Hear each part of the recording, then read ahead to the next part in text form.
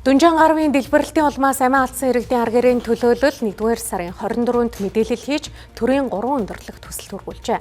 Гэвч өнөөдрийг хүртэл хариу өгөөгүй байна. За дэлбэрэлтэнд өртөж амиа алдсан иргэдийн аргэрээс хинч уучлалт гуйгаагүйд тэд төр иргэдэд ялгарлаж байна гэж үзлээ.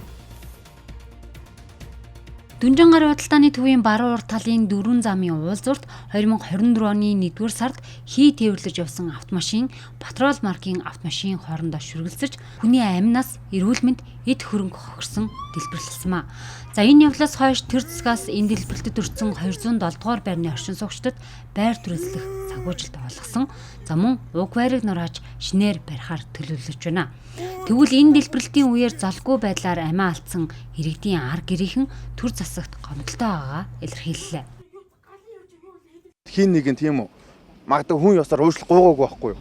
Дахиад хин нэгэн хайртай хүмүүсүүдээ бити ийм гамшигын асуудлаас болж алдаасаа гэж хүсэж байгаа. А дээр нь бол би бол харж байгаа юм энд бол төр ямар нэгэн тухайн газрыг хууль бусаар авсан. Дээр нь болохоор стандартын бус барилга баригдсан. Дээр нь болохоор аж ахуйн нэгжүүд нь болохоор аж ахуйн нэгжүүд болон дээр нь одоо шаардах ёстой компани байгууллага, төрийн байгууллагууд нь бүх зүйлүүдийг шатандаа болохоор хариуцлагагүй хандсанаас энэ бүх гамшигын хэмжээний асуудал болж газ дэлбэрсэн гэж би үздэг. Бидний асуудал бодол хохол я хоёрын ол байрны я хоёрын санааны хохол юм яа хоёр наваа үе 18 сарын дараа авсан хинзэл яхон дөрвөө хийсэн ба хохол я иги дөрөв.